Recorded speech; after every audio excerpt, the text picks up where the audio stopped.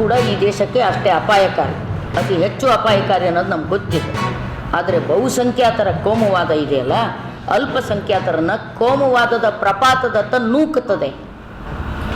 ಅಲ್ಪಸಂಖ್ಯಾತ ಕಟ್ಟರ್ಪಂಥತನ ನಿಲ್ಲಿಸಬೇಕು ಅಂದರೆ ಬಹುಸಂಖ್ಯಾತ ಕೋಮುವಾದ ನಿಲ್ಲಬೇಕಾಗ್ತದೆ. ಇಲ್ಲದೆ ಹೋದರೆ ಅವರಿಗೆ ಆಯ್ಕೆಗಳಿಲ್ಲ ಅನ್ನುವಂಥ ಭ್ರಮೆ ಸೃಷ್ಟಿಯಾಗ್ತದೆ ಅಲ್ಪಸಂಖ್ಯಾತರ ನಡುವೆ.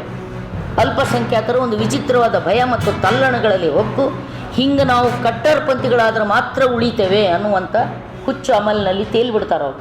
ನೀವು ಯಾರ ವಿಚಾರವಾದಿಗಳು ಹೇಳುವಂಥ ಮಾತು ಕೇಳುವಂಥ ಸ್ಥಿತಿ ಹೊರಟೋಗ್ತದೆ.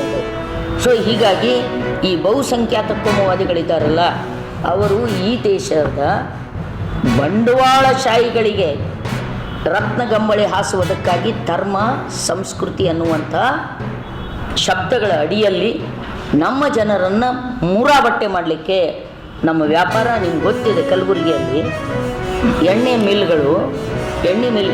ಮಿಲ್ಗಳು ಮುಚ್ಚಿ ಹೋಗಿ ದಶಕಗಳೇ ಆಗುತ್ತೆ. ಎಷ್ಟು ಎಣ್ಣೆ ಮಿಲ್ಗಳಿತ್ತು ನಿಮ್ಗೆ ಗೊತ್ತು ನನಗಿಂತ ಚೆನ್ನಾಗಿ. ಇವತ್ತು ಬ್ಯಾಳಿ ಕಾರ್ಖಾನೆಗಳು ಓಸು ಮುಚ್ಚವು. 20% ಬ್ಯಾಳಿ ಕಾರ್ಖಾನೆ ಮಾತ್ರ ಇವೆ. ಎಲ್ಲ ಕಡೆ ದೊಡ್ಡ ದೊಡ್ಡ ಬಂಡವಾಳಶಾಹಿಗಳು ಬಂದು ಕೈ ಚಾಚಿಬಿಟ್ಟಿದ್ದಾರೆ. ದೊಡ್ಡ ಬಂಡವಾಳಶಾಹಿಗಳು ಏನೂ ಇಲ್ಲ. ಉದ್ಯಮಗಳು ವ್ಯಾಪಾರಿಗಳೇನಿದ್ದಾರಲ್ಲ, ಸುಮ್ಮನೆ ಅವಕ್ಕೆ ಗೊತ್ತಾಗಲಾತಕ್ಕೆ ಈ ಕೋಮು ಬಣ್ಣ ಬಳಕೊಂಡು ಹಿಂದುತ್ವದ ಹೆಸರಿನಿಂದ ನಾವು ಉದ್ಧಾರ ಆಗ್ತೀವಿ ಅನ್ನುವಂಥ ಭ್ರಮೆಯಲ್ಲಿ ತೇಲ್ತಾ ಇದ್ದಾರೆ. ಒಬ್ಬ ವ್ಯಾಪಾರಿ ಗಂಜಿನೊಳಗೆ ಸಾಲ ಇರಲಾರ್ದು ಒಬ್ಬ ವ್ಯಾಪಾರಿ ಇಲ್ಲ. ಎಂಥ ಅವರಿಗೆ ಖಾಸಗಿಯಾಗಿ ಕುಂತು ಮಾತಾಡಿಸ್ರಿ, ಭಾಳ ಹೈರಾಣ ಅದರಿ, ಭಾಳ ಕಷ್ಟ ಅದರಿ ಅಂತಾರೆ. ಸುಮ್ಮನೆ ಸಾರ್ವಜನಿಕವಾಗಿ ಮಾತಾಡ್ರಿ, ಇಲ್ಲ ಇಲ್ಲ ಇಲ್ಲ ಈ ದೇಶ ಹಾಳು ಮಾಡಿದವರು ಅವರು, ಅಲ್ಪಸಂಖ್ಯಾತರು ಅವರು ಇವರು ಅಂತ ಮಾತಾಡ್ಬೇಕಂದ್ರೆ ಎಷ್ಟು ವಿಷಾನೀಲವನ್ನು ತುಂಬಿದ್ದಾರೆ. ಆ ವಿಷಾನೀಲವನ್ನು ಹರಡದಂತೆ ತಡೆಗಟ್ಟಲಿಕ್ಕೆ ನಾವು ಎಚ್ಚೆತ್ತುಕೊಳ್ಳದಿದ್ದರೆ ಪ್ರಾಯಶಃ ನಾವು ಯಾರೂ ಇಲ್ಲಿ ಮುಂದಿನ ದಿನಗಳಲ್ಲಿ ಆರಾಮಾಗಿ ಬದುಕು ಮಾಡಲಿಕ್ಕೆ ಸಾಧ್ಯ ಇಲ್ಲ.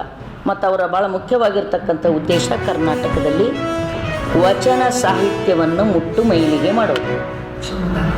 ಅವರ ಸಂವಿಧಾನವನ್ನು ಅದು ನಿಷ್ಫಲಗೊಳಿಸುವಂಥದ್ದು ಹೇಳ್ತಾ ಇದ್ದಾರೆ ಅವರು.